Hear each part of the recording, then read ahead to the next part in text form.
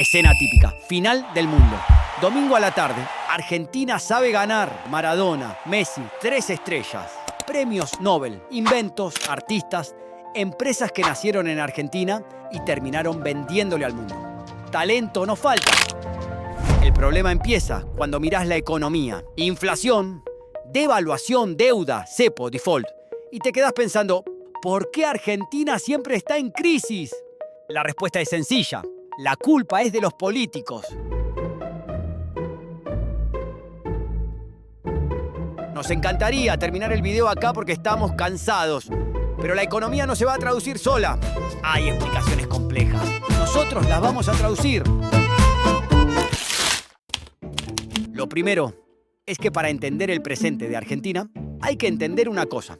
Argentina no siempre fue así. A principios del siglo XX, Argentina era uno de los 10 países más ricos del mundo. Muchos años tuvo más ingreso per cápita que Francia, que Alemania, que Italia. Buenos Aires era llamada el París de Sudamérica. No por vanidad, por datos. Y después pasó algo, o mejor dicho, pasaron muchas cosas. Golpes de Estado, hiperinflación, default, más golpes, más inflación, más default. La pregunta no es qué salió mal una vez. La pregunta es por qué sigue saliendo mal. Y para responder eso, hay 4 razones que se retroalimentan entre sí. 4, como siempre, con nombre y apellido.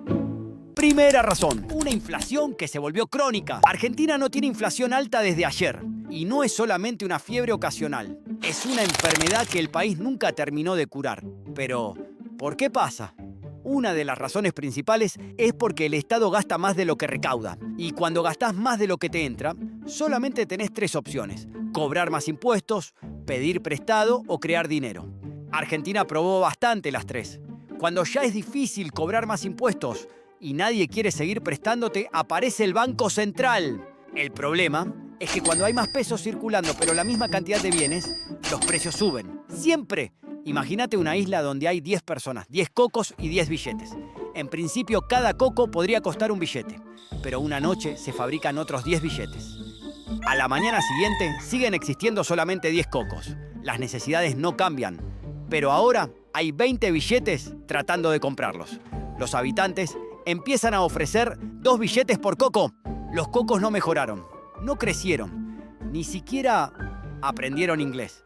Simplemente hay más dinero compitiendo por la misma cantidad de cosas, y entonces el dinero vale menos. En una economía real es bastante más complejo. Ahora, ¿por qué el Estado gasta más de lo que recauda?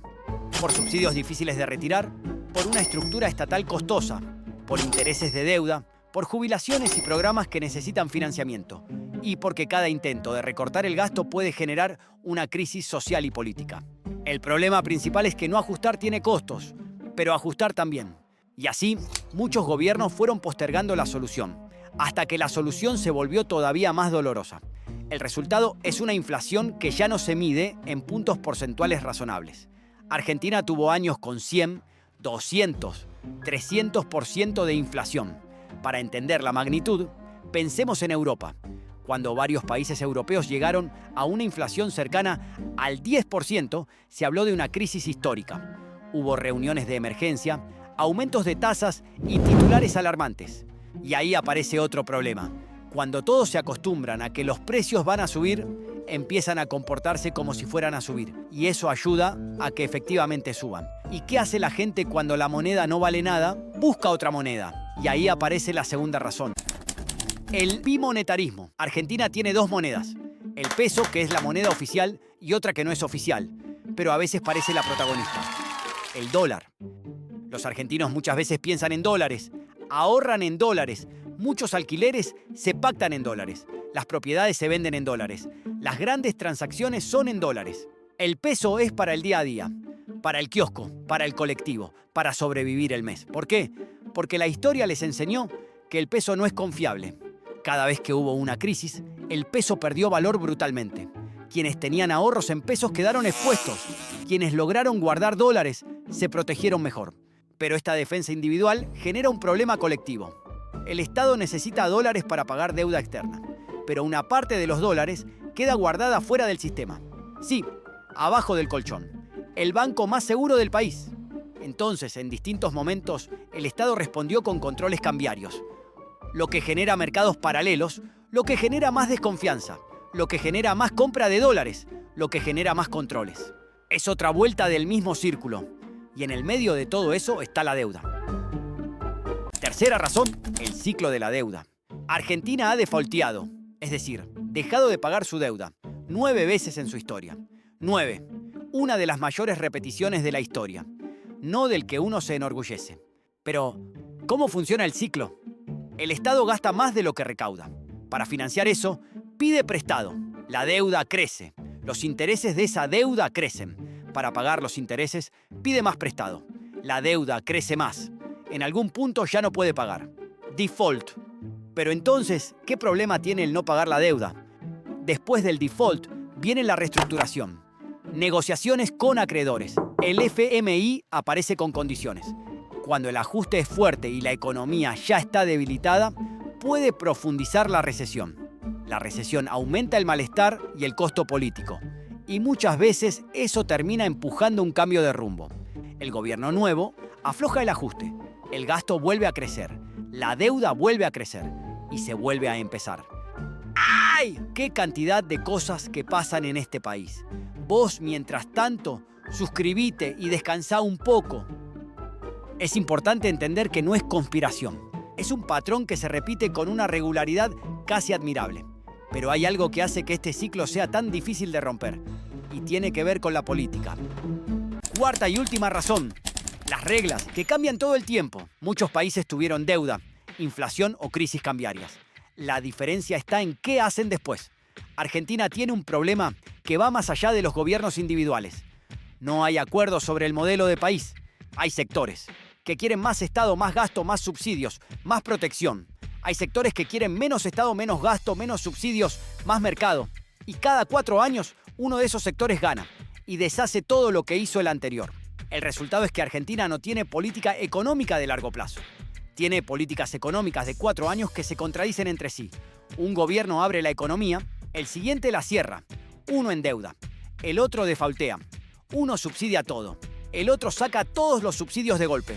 Y en el medio de esas oscilaciones brutales estás vos, que no podés planificar, que no podés ahorrar, que no sabes si el peso que tenés hoy va a valer algo mañana. La inestabilidad genera desconfianza. La desconfianza genera fuga de capitales. La fuga de capitales genera menos inversión.